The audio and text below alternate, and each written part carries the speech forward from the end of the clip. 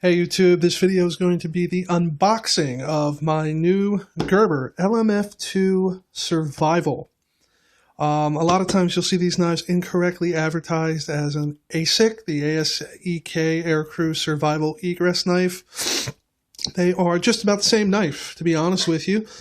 Major differences include the IR reflective coating that is on the A.S.E.K, that's not on the Survival. Won't pick it up under infrared light, and that is in Forrest Green, if I'm not mistaken, whereas this is Coyote Brown.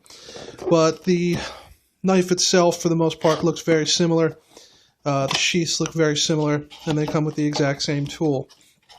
When you go ahead and remove this from the box, the following items. This is instruction how to attach the LMF II, Gerber's highly adaptable 10-inch survival knife. It just tells you the different ways you can mount it, either using the MOLLE attachments, how to use it as a calf attachment, which the couple of times I've worn this before, I've done. Using it the thigh belt attachment, which I haven't done. And then it explains how you go ahead and use it as a hammer, a glass punch, a spear, and how to use the integrated sharpener. First thing you'll see is this little pouch here. Also has MOLLE attachment points on it. Velcro. You flip this one up and open. Sorry, I'm using my other hand for my camera here today. I apologize. Flip it up and open. Here is the strap cutting tool. It's actually a very nice knife. You go ahead and you loop it over seat belt or some other strap, what have you. It'll cut through it pretty well. And there's actually extra blades stored within the handle here. So all you got to do is just loosen these screws all around and get some extra blades right out. Side. And give me a moment here. Got to put the camera down. Ow. Now that, remove the rubber band holding these directly to the side here. Here's your calf straps, if you want to use it as a calf knife, or this one would just be if you want to use it as like a thigh rig. What I found is that this is actually kind of big to be used as a calf rig, both of them. I had a little bit of trouble the last time I used it as a calf rig, so just keep that in mind. You might run into a little issue there. I shortened mine up a little bit. I cut it off mainly because I know I'm going to be using this as a calf knife. I'm not ever going to have it on my hip, so I'm not too worried about it. I either use it as a calf knife or use the MOLLE attachment points, which are here and here. I know I'm making reference to having had this knife before. I had to buy another one. Unfortunately, my house was broken into, and they stole my Gerber, bastards, so went ahead and picked up another one.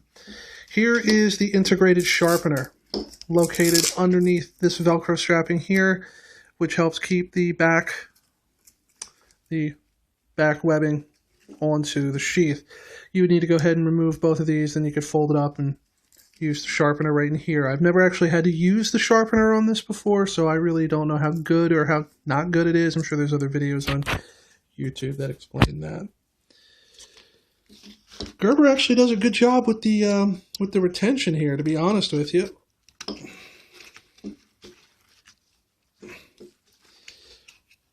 They say don't trust that in and of itself to secure your LMF II into the sheath. I've never been in a situation where that wasn't enough to do it. So, hey, good for Gerber. They did something really well with that. Very good knife. Got a lot of heft in the hand. Sorry, I don't mean to make anybody sick out there. But yeah, it's got some good heft in the hand, fits the palm very nicely.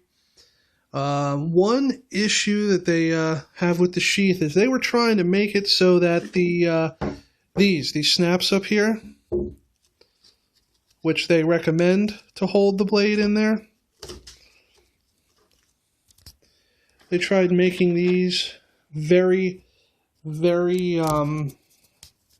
tight fitting, so you might have a little bit of an issue when you're trying to snap the blade in there first. And they have an explanation on their website about how to fix that, which the first time you read it, it might be a little bit weird. So I'm going to go ahead and show you right now.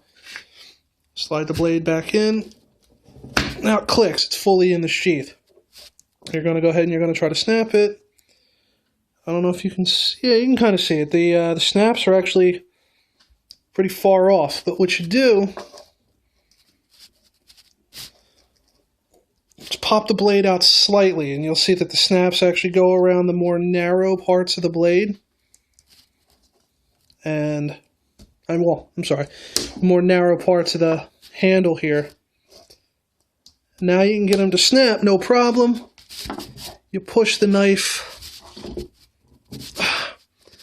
back down inside the sheath.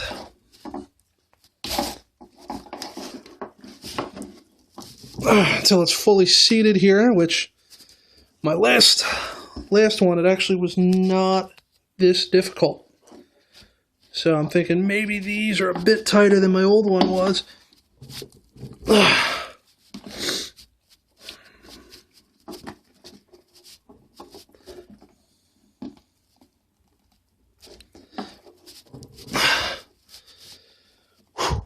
Yeah. There you go. Now you can see the knife is all the way back down inside the sheath, and these buttons are still buttons. So what you're going to want to do is just leave it alone like this. Give or take maybe about 24 hours. Should loosen those straps up real nice, and then you won't have a problem the next time you go to button them. Overall, it's a really good knife. I like it very much. I used to take it camping with me. One time, me and a bunch of friends went camping. All of us made sure we went ahead, brought our amazing survival knives, camping knives, whatever the case may be.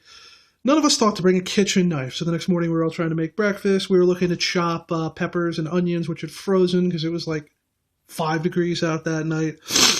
So I wound up using this to chop frozen onions. My buddy was using a Kershaw to chop frozen peppers.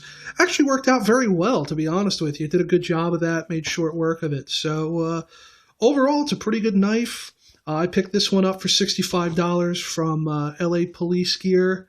Their website's lapolicegear.com. They've had this model they call the A.S.E.K, which unfortunately it's not. A lot of people have that misconception. This isn't the A.S.E.K, it's the Survival Edition, but for most people, most civilians, practical purposes, there really is no difference between the two that you're going to notice. Anyway, they should still function exactly the same.